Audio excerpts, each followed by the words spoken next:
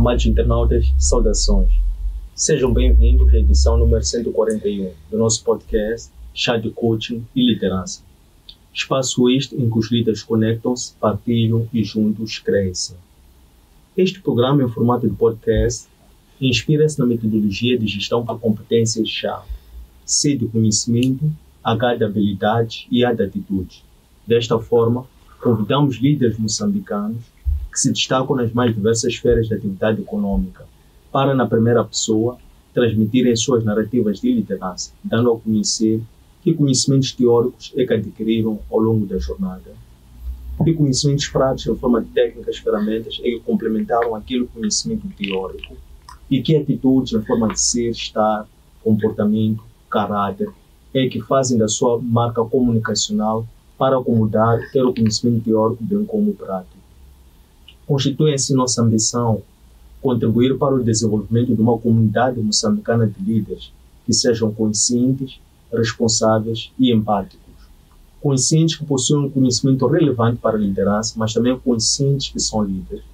Responsáveis sobre a necessidade de serem praticantes de boas práticas para influenciarem positivamente os seus seguidores, internos e externos. Líderes sejam empáticos, por um lado, com as causas que defendem, mas também líderes sejam empáticos uns com os outros. A técnica que nós privilegiamos é a comunicação, porque entendemos que essa é uma das principais ferramentas da liderança, através da qual os líderes transmitem suas ideias de uma forma simples, compreensível e fluida, para que os seus liderados possam não só compreender, mas também apropriarem-se desta mesma causa, de modo que quando o líder se tornar dispensável, esta causa possa ser postecipada para futuras gerações.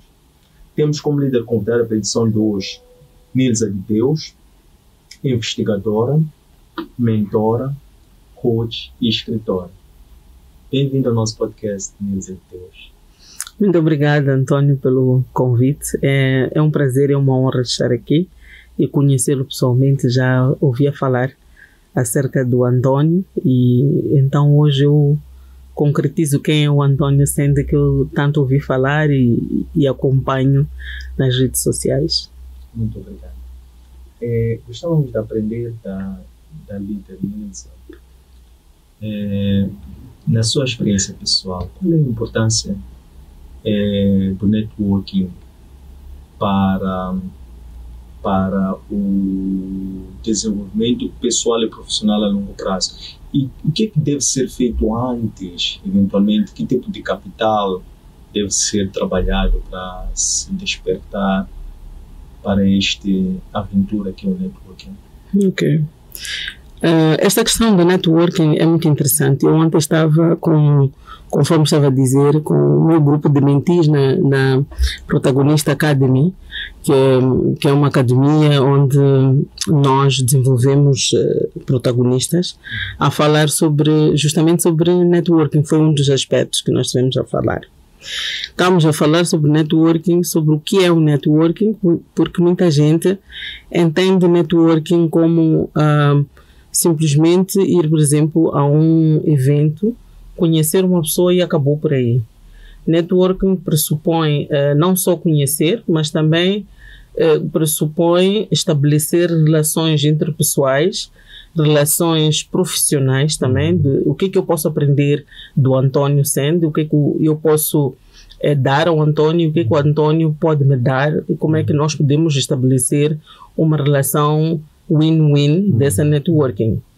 E a networking, por exemplo, eu como investigadora, eu beneficiei-me muito de networking, estabelecendo networking, por exemplo, com investigadores sul-africanos. Eu tenho uma investigadora sul-africana com quem colaboro há mais de 10 anos.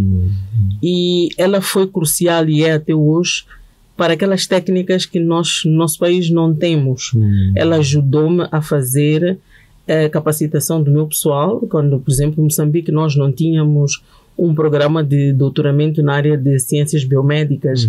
Então, a Trude, esta investigadora, ajudou-me a formar investigadores moçambicanos através da capacidade que ela tinha na sua universidade, recebeu os meus estudantes no laboratório dela E eu também contribuí para o crescimento dela através dos artigos que nós escrevemos em conjunto, através do posicionamento no artigo, porque nós, como investigadores, muitas vezes nos perguntamos o que é que um investigador ganha na geração de evidências para melhorar a saúde da população. Então, networking é isto, é ela ter esta certeza de que ganha com a relação profissional que tem comigo, e eu também ganhar com a relação profissional que tenho com ela. E se conseguimos medir o que é que nós conseguimos obter uma da outra. Então, isto é o que eu entendo como networking, que a gente trabalha em conjunto para crescer, mas para crescermos nós os dois. Excelente. Nesta questão da agregação de valor, da questão da interdependência, porque se cada um em particular já é independente, entendem que cooperando podem fazer melhor, podem gerar sinergias. O que é necessário trabalhar antes para que a pessoa se torne este elemento agregador de valor com os outros? Ok.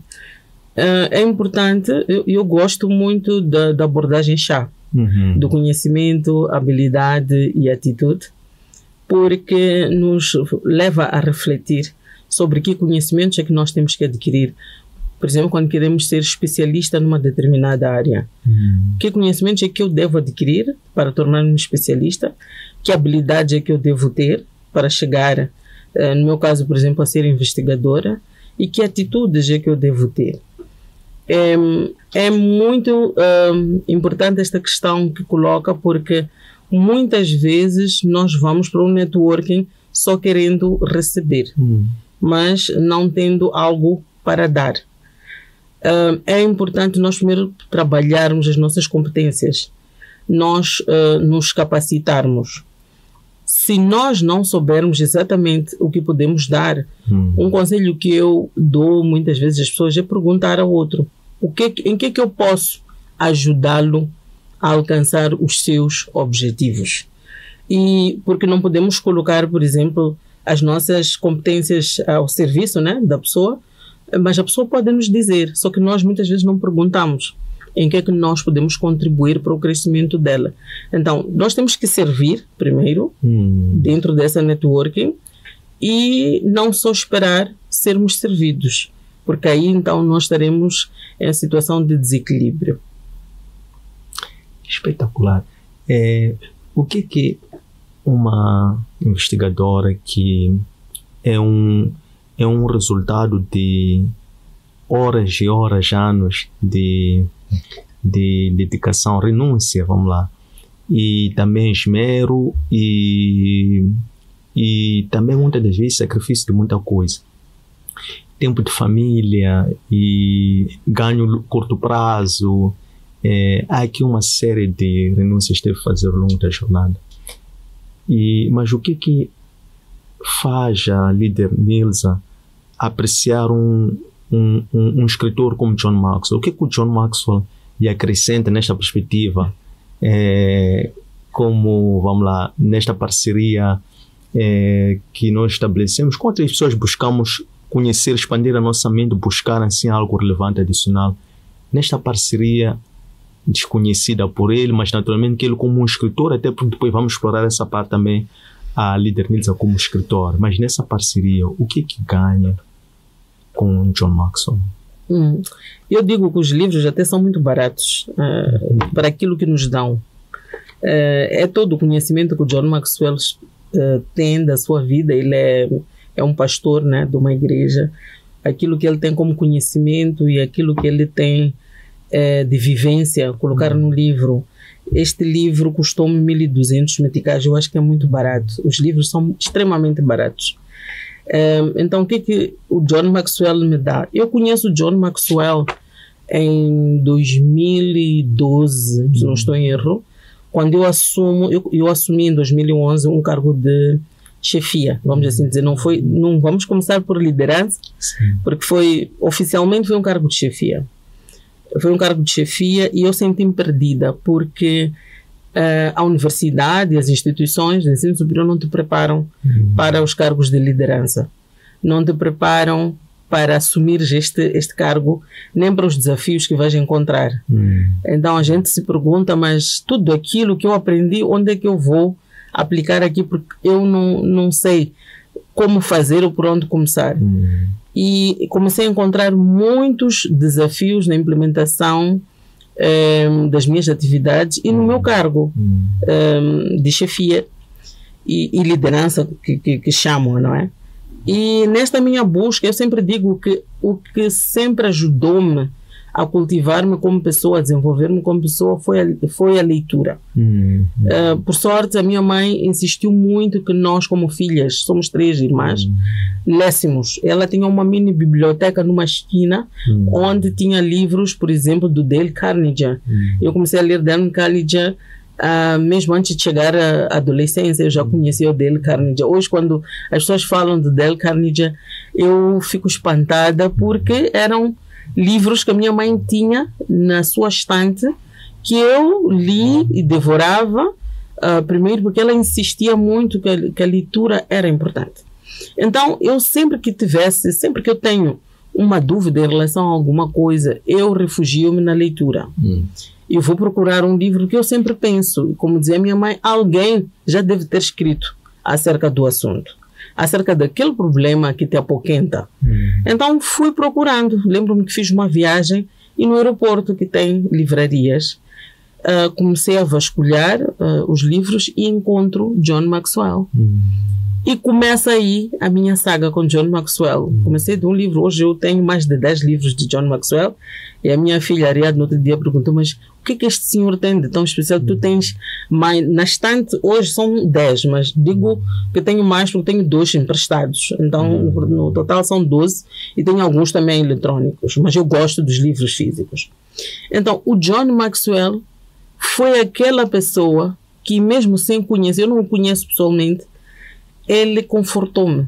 Ele deu-me o direcionamento sobre como eu poderia atuar como líder, como é que eu poderia ser líder. Então, a partir do momento em que eu encontrei John Maxwell, começou a minha jornada de liderança. Porque eu li as leis da liderança, as leis do crescimento pessoal, li sobre comunicação. John Maxwell escreve sobre comunicação, li os 5 níveis de liderança que o Antônio tem depois um programa dele, e começou a fazer sentido quando comecei a aplicar, porque dizem que nós só temos realmente expertise quando aplicamos. Antes temos conhecimento teórico porque lemos. Então, quando comecei a aplicar, comecei a ter resultados, eu olhava para o John Maxwell e cada outro livro que eu fosse comprar era como uma gratidão a ele por ter escrito os livros, por me direcionar, por ajudar-me quando eu me sentia perdida, porque eu não sabia o que fazer. Então o John Maxwell foi o mentor e é meu mentor até hoje, e tenho um sonho de conhecê-lo. Eu sei que ele já está com uma idade avançada, mas tenho um sonho de conhecê-lo um dia. Então a pergunta, o que é que ele me dá, Antônio, é muita coisa. Não consigo traspassa as palavras, porque o John Maxwell conseguiu pegar-me pela mão e conduzir-me. Em cada livro que eu encontro de John Maxwell, eu consigo encontrar respostas para os meus problemas de questão de liderança. Eu sempre pergunto, o que é que o John Maxwell diria? E então, quando eu vou procurar o livro, eu encontro a resposta para as minhas perguntas. E 1.200 meticais não é nada para aquilo que ele já me deu, né? Excelente. Qual é o impactado ainda com esta boa, assim, e empolgante resposta que deu sobre o que John Maxwell transmite.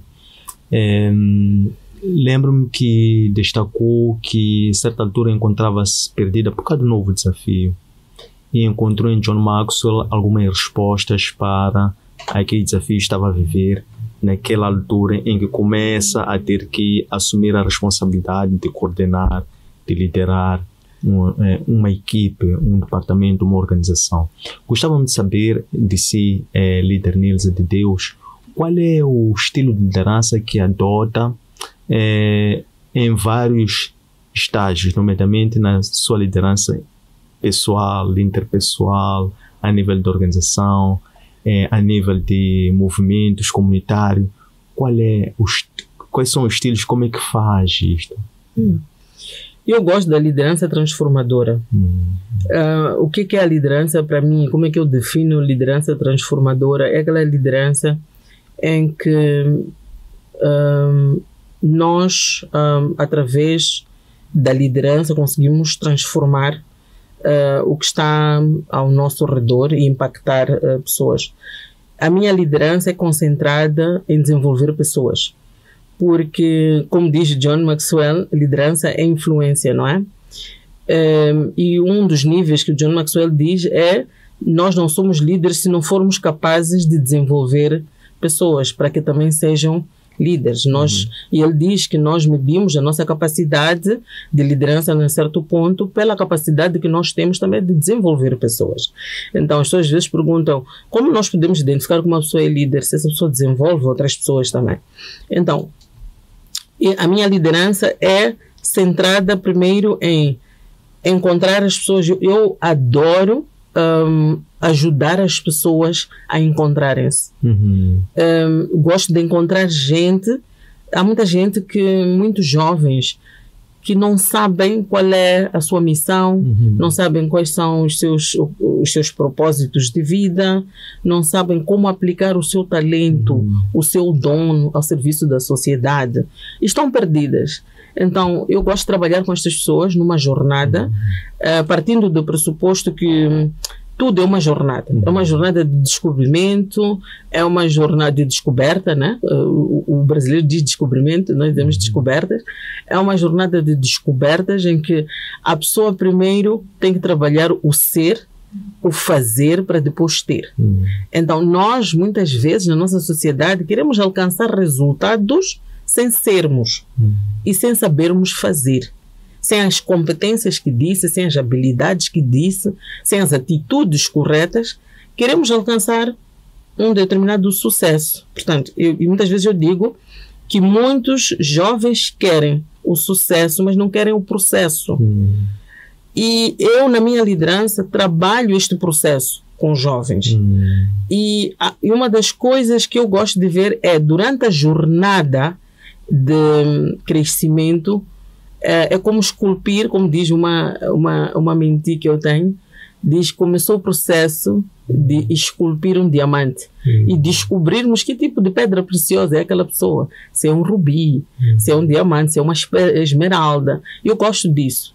Então eu trabalho esse aspecto, tenho este dom, então coloco este dom ao serviço dentro da minha liderança, de trabalhar com jovens para que eles descubram o que é que eles gostam de fazer e como é que eles podem ser felizes com os seus dons, com as suas habilidades, descobrindo o que é que eles vieram ao mundo para fazer.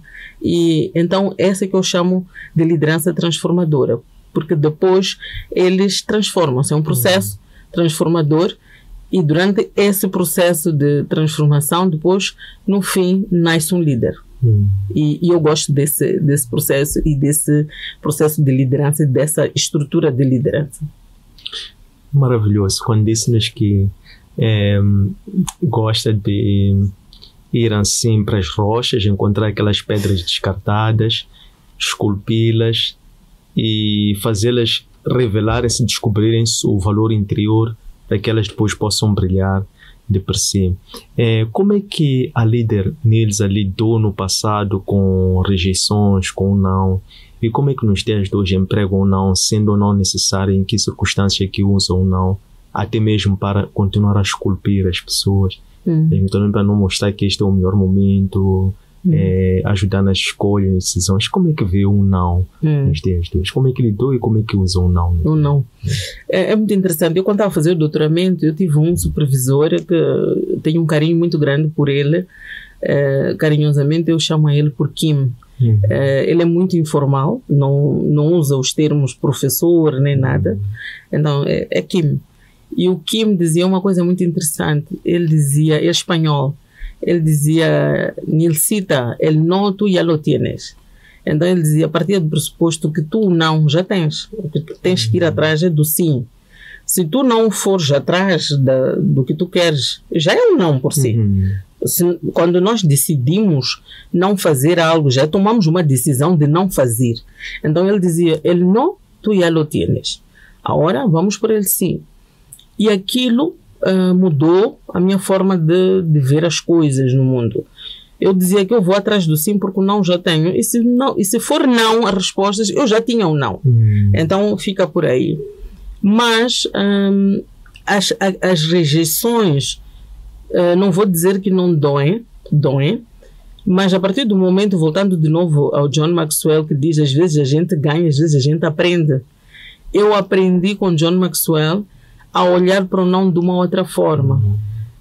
Eu pergunto sempre, o que é que eu aprendi com este processo? O que é que este processo ensinou-me? Ao ser investigadora, eu já concorri para financiamento. Nós temos que concorrer para financiamento, temos que submeter propostas de investigação e já recebi muitos nãos. Há uma instituição em particular que sempre me diz não, já me disse 3 nãos. Eu já submeti 3 propostas, mas eu sempre pergunto o que é que está errado, como é que eu posso corrigir para ter o sim, porque ele não, já lo tenho, como disse o Kim, né? Então, como eu já tenho não, a minha questão é como é que eu posso transformar aquele não em sim, e eu não desisto disso. E para os meus mentees, os meus mentorados, o que eu digo é que temos sempre que ter um plano B. Temos que ter um plano B. Se algo falhar, nós vamos para o plano B. Trabalhamos sim para o plano A, com todas as nossas forças, mas é sempre importante nós pensarmos numa opção de plano B para quando o plano A falhar. Então, o conselho que eu dou às pessoas é, quando tiver um não, usar a máxima de John Maxwell, que é, o que é que eu aprendi com o não? Como é que eu posso tirar lições daquele não que me deram para transformá-lo num sim?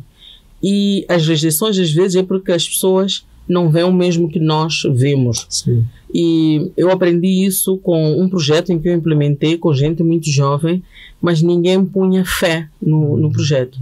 Mas as pessoas não viam o que eu via. Como eu disse, eu conseguia ver que aqueles jovens tinham potencial para fazer acontecer aquele projeto, e aconteceu, e deu certo, conseguimos produzir resultados, mas depois as pessoas perguntaram, mas como é que isto aconteceu? É porque eu tive fé e eu vi as coisas que as pessoas não conseguiram ver. Então, às vezes, é uma questão de perspectiva, e nós termos uma visão que, quando nós ouvimos um não do outro, cala a nossa visão e nós nos turvamos. Então, o António tem uma visão de onde quer chegar, mas se alguém lhe disser não use esse não para ofuscar a sua visão, porque o António está numa perspectiva que eu não estou. E muitas vezes as pessoas lhe dizem não, mas não estão a ver a mesma perspectiva que o António tem. Então, nós temos que mudar essa perspectiva e pensar sempre que, tá bem, ok, obrigada pelo seu ponto de vista, mas eu estou a ver algo diferente e eu acredito naquilo que eu estou a ver. Interessante. Qual é o propósito de vida da Lita Nilsson? Se o António me tivesse encontrado há cerca de 5 anos atrás, o meu propósito eu tinha muito bem claro escrito.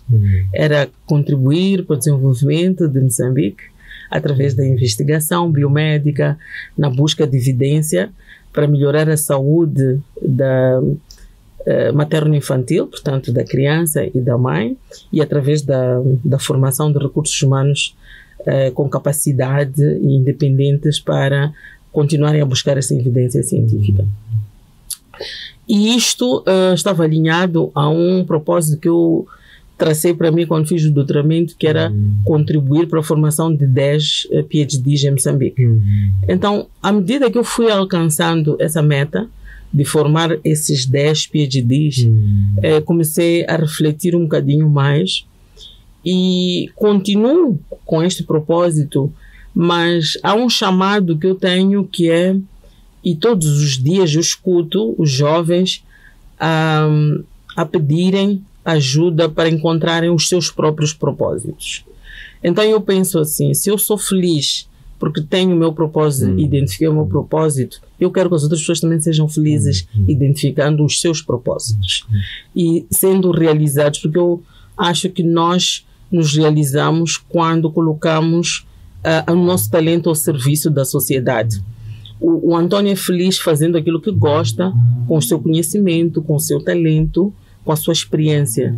Então, os jovens dizem, eu não sei como fazer, não sei por onde começar. Então, eu sinto-me realmente triste quando encontro jovens que terminam a faculdade e ficam perdidos. É uma coisa que causa uma dor tremenda. Eu fico muito tocada por causa disso, porque acho que é algo que, como uma pessoa mais velha, tenho ali um chamado para ajudar aqueles que eu puder ajudar a encontrar o seu caminho. Porque a universidade não ensina como buscar propósito. A universidade não ensina como aplicar o talento, a experiência ao serviço da sociedade. E nós temos fórmulas únicas numa sociedade que precisa de fórmulas diferentes. Por exemplo, as pessoas não imaginam que uma veterinária como eu pudesse trabalhar em saúde humana. É uma fórmula diferente. E eu antes queria ser médica, não consegui ser médica, entrei para a veterinária, mas estou aqui e estou feliz. Então, é para dizer que nem tudo é linear, como a gente pensa. Então, não podemos usar fórmulas antigas numa sociedade que exige fórmulas inovadoras. E essas fórmulas inovadoras temos que começar a debater e ajudar os jovens a debaterem também e a pensarem como é que eles podem inserir-se no mercado de trabalho com os seus talentos, com as suas habilidades. Então, é isso que eu quero contribuir agora. Quero contribuir cada vez mais para o desenvolvimento desses jovens e para ajudá-los. Então, se eu puder ajudar mais, eu ficarei feliz. Outro dia estava a pensar em quanto já consegui ajudar. Eu não faço muito de contar, conto os PhDs, sim, mas não contabilizava quantos mestres, quantos licenciados ajudei. Mas outro dia um mentor perguntou-me quantos é que tu já formaste. Então, eu tive que sentar-me e contabilizar e dizer, são mais de 60. E é bom de uma forma ou de outra, não é? Então, e sinto-me feliz quando recebo os feedbacks deles, a dizerem-me, Nilson, eu estou muito feliz, concorri para uma bolsa, estou a estudar, por exemplo, hoje, esta manhã, uma que está a estudar no Japão, estava muito feliz a dizer, estou a conseguir perseguir o meu sonho, porque ajudaste-me a orientar para chegar até aqui. Outra está a estudar em Portugal e disse, eu estou muito feliz, nunca imaginei poder sonhar assim. Então, quando um jovem na nossa sociedade deixa de sonhar, António, é doloroso, porque os jovens é que têm que sonhar mesmo. Todos devemos sonhar. E principalmente os jovens, não é? Porque são o futuro da nossa sociedade. Então, eu não quero que os jovens deixem de sonhar. Não quero, não me nego a pensar que dói-me muito pensar nisso. Impactante. Falou-nos há bocado e muito bem sobre a importância de revisitar os nossos propósitos tempos em tempos para poder atualizá-los, de forma a também evitar certos riscos, um deles que é o conformismo, e deitar-se à sombra da bananeira e simplesmente ficar assim ultrapassado. E um dos perigos também, que é uma das leis da liderança, que é o perigo da autoexaltação, podemos assim dizer. Gostava de perceber, à luz da leitura aqui do John Maxwell, o que isso pode estar a projetar-lhe, como é que se avalia, na perspectiva dos outros, na sua auto-perspectiva também, que é importante. Em que nível é que se insere na escala de John Maxwell? E qual é a importância do líder realmente? Que outros vícios ou problemas o líder pode evitar ou fazer sempre este trabalho de revisitar os propósitos, até mesmo para poder se classificar e definir novas metas, né? Eu não sei se já fiz o exercício de olhar a escala de John Maxwell, em que nível estou, mas é o nível do desenvolvimento das pessoas. Eu acho que é o nível 4, se não estou em erro, que é o desenvolvimento de pessoas. E em relação ao impacto de fazer avaliação do nosso propósito, eu acredito muito em nós projetarmos a nossa carreira. Eu acredito porque as empresas têm planos estratégicos, não é? Têm planos operacionais, têm planos, muito tipo de planos. Por que uma pessoa não pode ter um plano também de desenvolvimento pessoal? Por que uma pessoa não pode ter um plano estratégico pessoal? Por que uma pessoa não pode ter uma visão? Por que uma pessoa não pode ter a sua declaração de valores? Por que uma pessoa não pode ter a sua missão? Nós trabalhamos para instituições que têm missão, visão, valores, mas não sabemos declarar a nossa missão, visão e valores. Isso é triste. Nós devemos saber fazer isso porque trabalhamos para uma instituição que também tem. E o maior capital de toda instituição não é o financeiro, é o recurso humano. Então, esse recurso humano chega lá, se eu tenho valores que não estejam alinhados à minha instituição, como é que eu vou implementar e abraçar os valores institucionais? É uma dicotomia. Então, quando nós fazemos esta avaliação da nossa missão ou do nosso propósito, como queiramos chamar, a gente que gosta de chamar missão, outros querem chamar propósito. Quando nós fazemos a nossa avaliação é quando nós percebemos se estamos alinhados aos nossos valores. As instituições também fazem essas avaliações. Então, as instituições fazem planos estratégicos com visão de 5, 10 anos. Mas podemos sair agora e perguntar às pessoas fora se têm planos estratégicos com visão de 5, 10 anos. Vão dizer que não. Então, o que as pessoas querem atingir? Por que estão aqui? O que estão a fazer? Estão a viver de acordo com os seus valores? Estão a viver de acordo com os seus propósitos? Eu acho que é um must. Eu acho que nós devemos fazer essa avaliação para não, no fim da vida, como diz o John Maxwell, nós temos que escolher como é que as pessoas vão nos caracterizar. Então, isso depende muito dessa avaliação que nós fazemos, da avaliação da nossa missão, do nosso propósito de vida, se é isso que nós queremos. Um exercício muito poderoso é: se eu morrer hoje, como é que as pessoas vão me descrever? Vão dizer que Nilsa fazia o quê? Ou quem era Nilsa? O que é que ela fazia? Que utilidade tinha para a sociedade?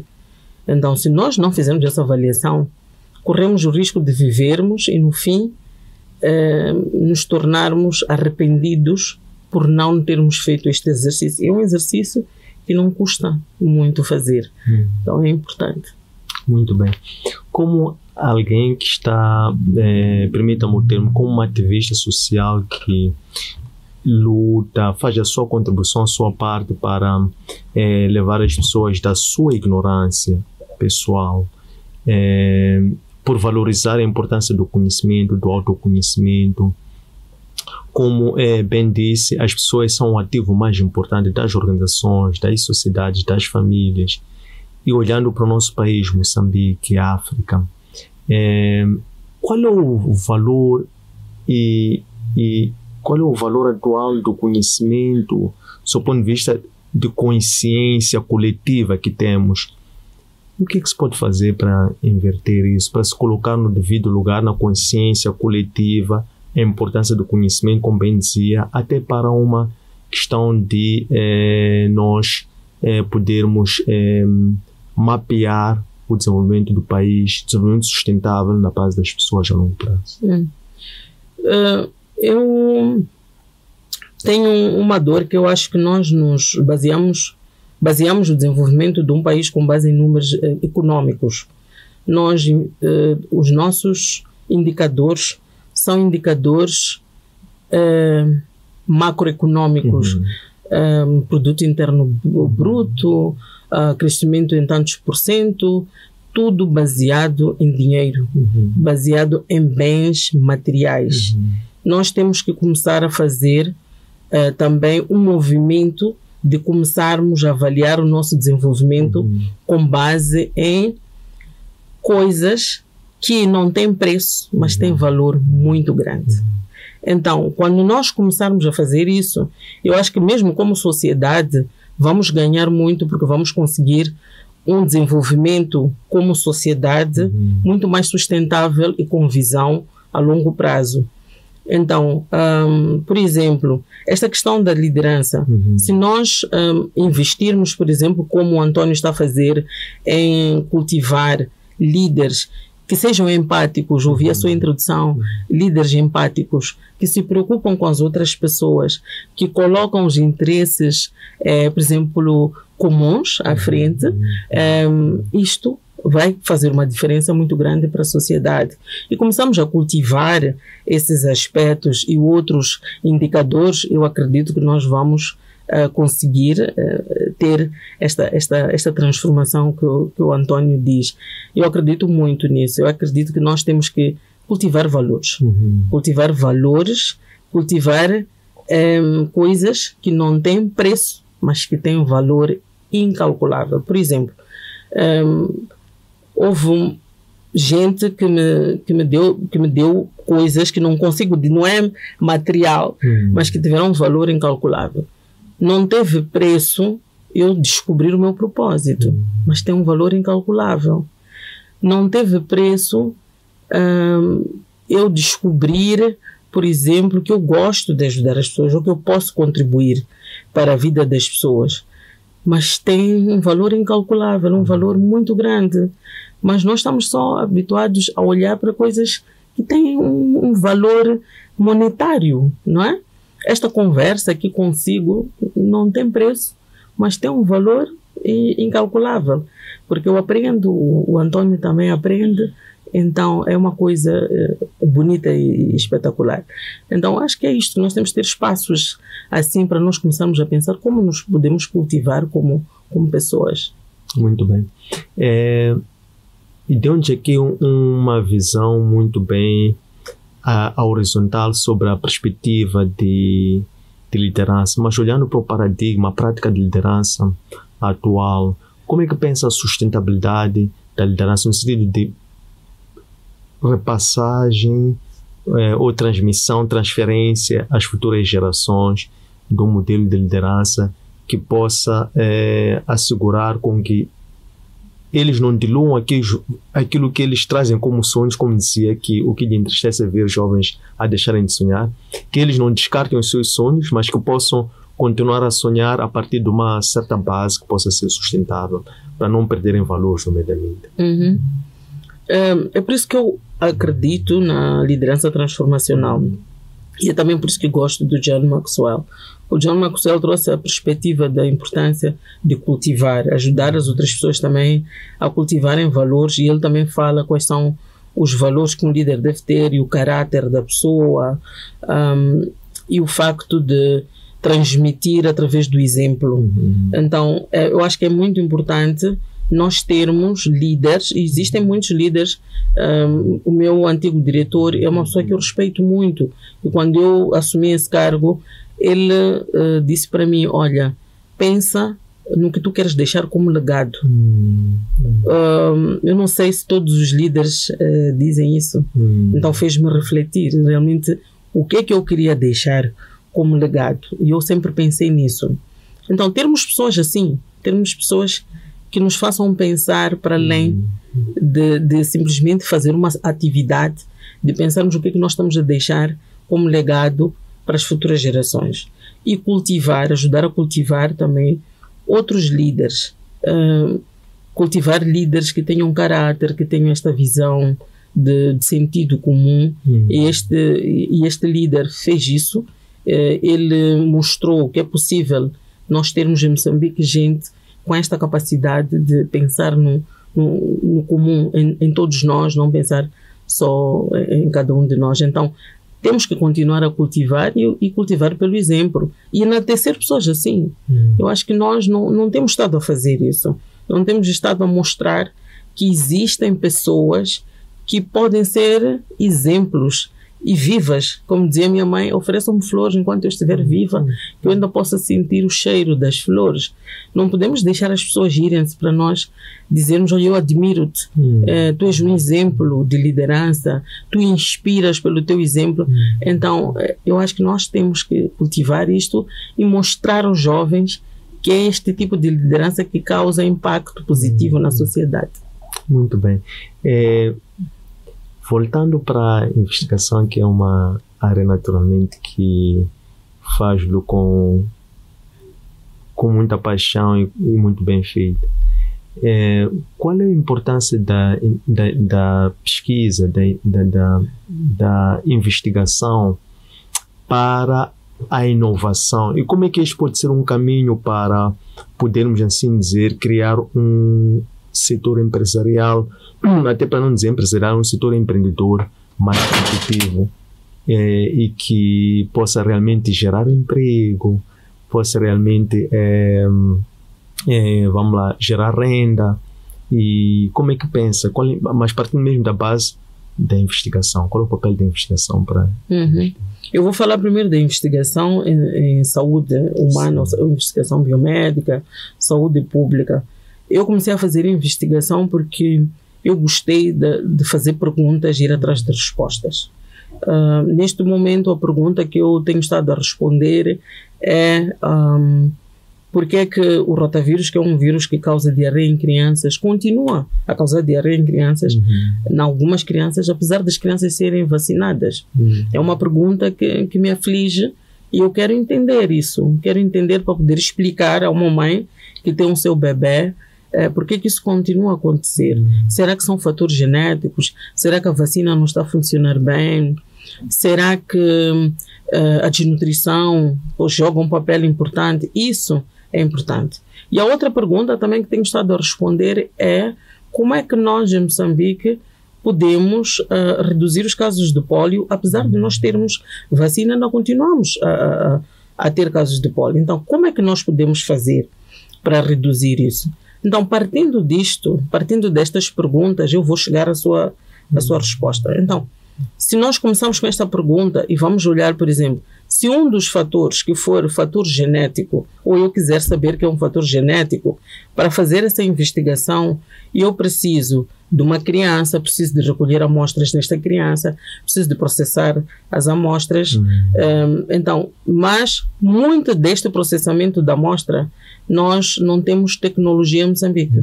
Então, temos que importar a tecnologia de fora para podermos responder esta pergunta. A técnica, os reagentes, temos que ter a cultura em Moçambique, a partir da base, que promovam esta investigação, para a investigação não ser cara. A investigação em Moçambique é muito cara, porque temos que importar tudo.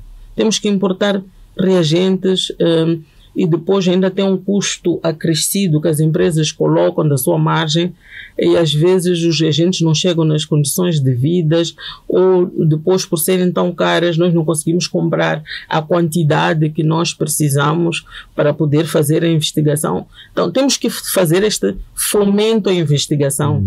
Que tal se estes reagentes forem produzidos em Moçambique? Então começa a inovação que o Antônio está a dizer. Podemos inovar aí. E eu posso criar uma empresa, ou outra pessoa pode criar uma empresa que me forneça a mim esses reagentes. E fornecendo os reagentes, estamos a criar emprego, não é? Que é o que dizia. Então, a partir dali, nós podemos perceber de que forma a investigação pode chegar a maior número de pessoas. Dei exemplo dos reagentes, mas existem outros aspectos que nós também podemos ter em conta. A própria gestão do projeto para garantir que o projeto aconteça nas condições adequadas. Infraestruturas, por exemplo, termos hospitais que sejam... Nós temos, por exemplo, eu trabalho com uma instituição que tem infraestruturas, algumas adequadas, outras em construção, para fazer investigação. E como nós temos muitos problemas de saúde em Moçambique, nem somos suficientes para responder a todos os problemas que temos de saúde. Nós somos assolados por muitos tipos de agentes microbianos, bacterianos, virais, etc. Eu falei do rotavírus, mas existem outros problemas. Então, se nós ampliarmos o nosso leque, a nossa capacidade de fazer investigação, também vamos absorver mais e vamos criar, por exemplo, mais emprego, como estava a dizer. Não? Muito bem. Qual é a importância do investimento massivo estamos a falar do setor como um todo, não somente na componente de investigação, que explorou bem a questão da investigação para o desenvolvimento, mas olhando para os setores sociais, qual pode ser a importância de se dar uma maior relevância, aposta, dizia fomento no setor social, para nós desenvolvermos uma sociedade, como dizia, uma sociedade que possa aportar este êxito, esta taxa de natalidade, esta população que é eminentemente jovem, e para realmente as pessoas continuarem a sonhar, porque estou aqui em crer que o sonhar, sim, por um lado é espontâneo, mas também pode estimular o sonho. Sim, mas então a questão é como manter o sonho vivo, é isso, né? Sim, isto é, qual é a importância de se olhar para os setores, para o fomento dos setores sociais, serviços sociais, sim, como um todo, para poder sonhar, manter o sonho vivo. Sim. Eu acho que se nós deixarmos de sonhar, nós só existimos. Como dizia uma mente minha, eu não quero chegar ao fim e pensar que estava a gastar ar, como ela dizia, não é? Então, o sonho, para implementar o sonho, nós precisamos de uma sociedade como um todo, em função de cada um dos sonhos que cada um de nós tem. Então, o Antônio tem um sonho, que é ver a sua academia formar o maior número possível de líderes. E precisa dessa sociedade, não é? Para isso. Podemos encontrar um jovem que, voltando a jovem que está a fazer a sua formação no Japão, ela quer encontrar a cura para o câncer. Ela quer estudar o câncer, quer perceber como é que o câncer funciona em Moçambique, quer reduzir a mortalidade pelo cancro em Moçambique. Mas nós podemos fomentar isto fazendo com que primeiro perguntando aos jovens quais são os vossos sonhos. Depois, como é que nós podemos estimular? O que é que tu tens como talento, dom natural? Todos nós temos um dom, não é? Sabemos fazer alguma coisa naturalmente, porque as pessoas dizem, não, eu acho que não tenho. O que é que a pessoa faz de forma natural?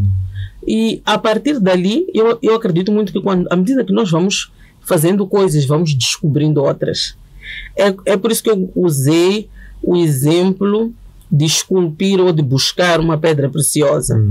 O mais importante é não ficar parado. Quando nós paramos aí, para tudo mesmo, não é? Mas quando nós estamos em movimento, uma coisa leva a outra. Hoje descobrimos uma coisa, depois descobrimos outra coisa, e a partir dali, e este descobrir, esta ação, é que é o processo de esculpir, em que nós vamos esculpindo até nós chegarmos ao fundo da questão, mas não podemos ficar parados.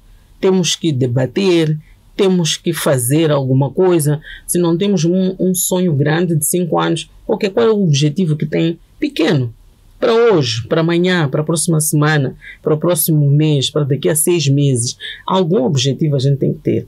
Se não sabe o que fazer, ler ajuda muito. Nós, quando lemos, viajamos.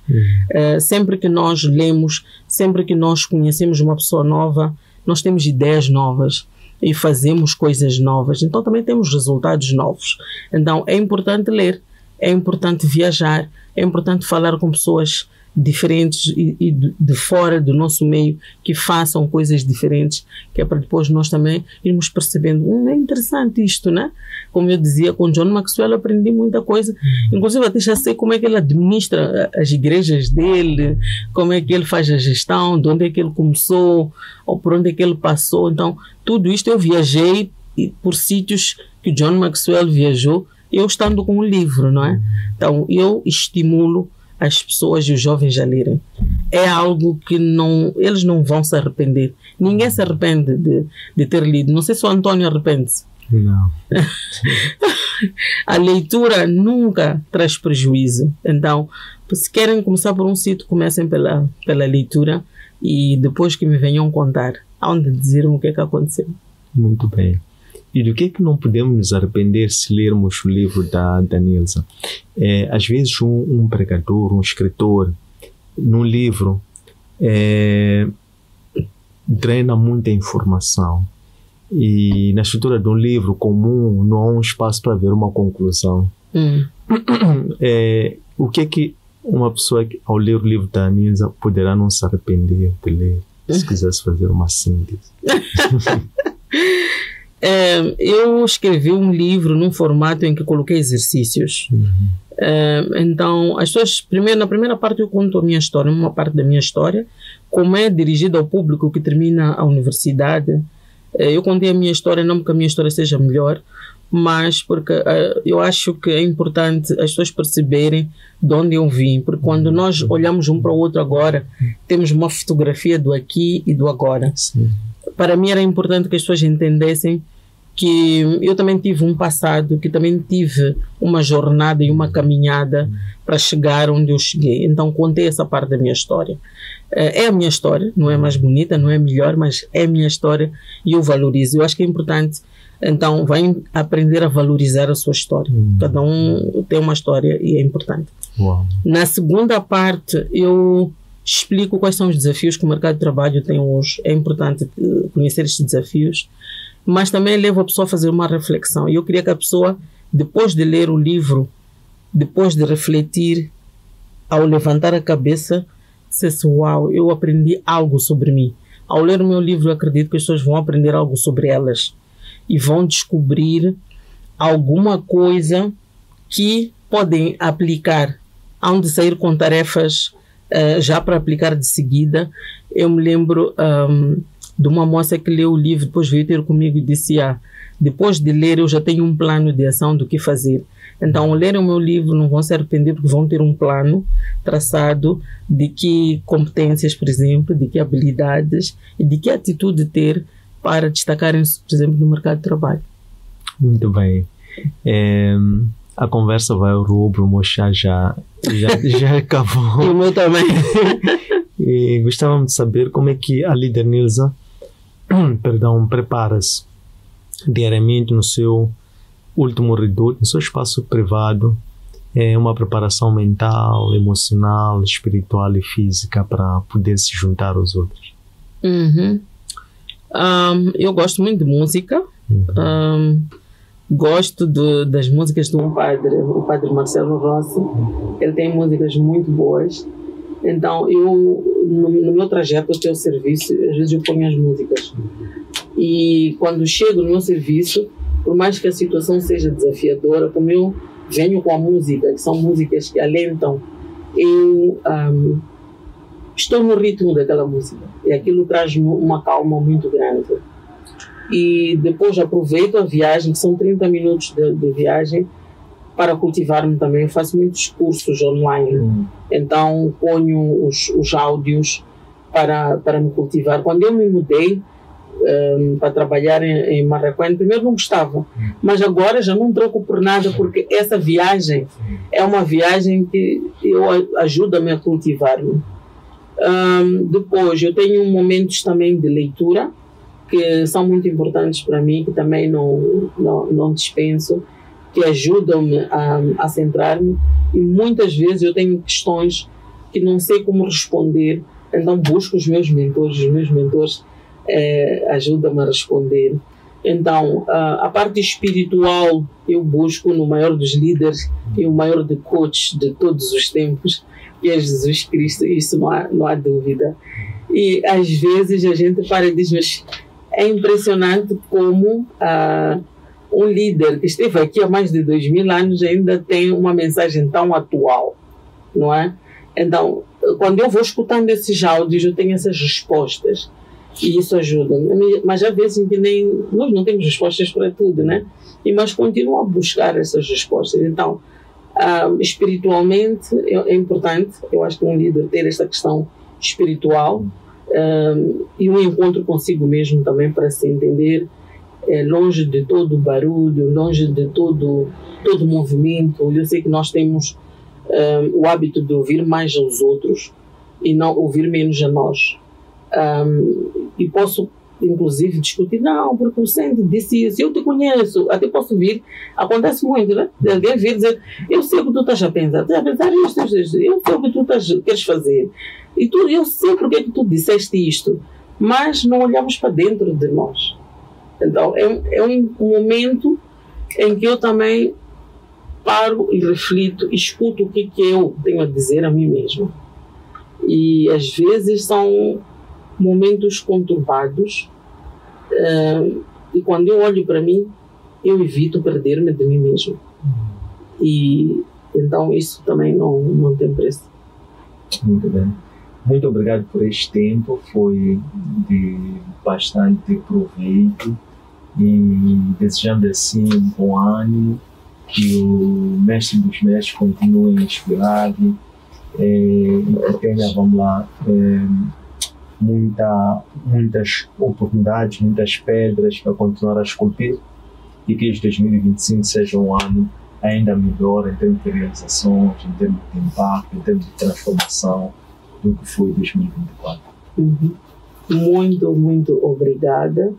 Foi um prazer enorme estar aqui. Poderíamos estar horas e horas a falar e a falar sobre outras também questões. Aqui não abordamos ainda com que amizades é que a gente senta para buscar apoio, etc, etc. Mas parabenizá-lo. Não é fácil fazer mais de 100 podcasts. Parabenizar pela consistência, parabenizar pela resiliência. São podcasts que são importantes. É verdade que nem todos temos a capacidade de ter a mesma visão, mas é um tema muito importante, a liderança. E foi um prazer ter estado aqui consigo, obrigada pelos 2 chás. Muito obrigado.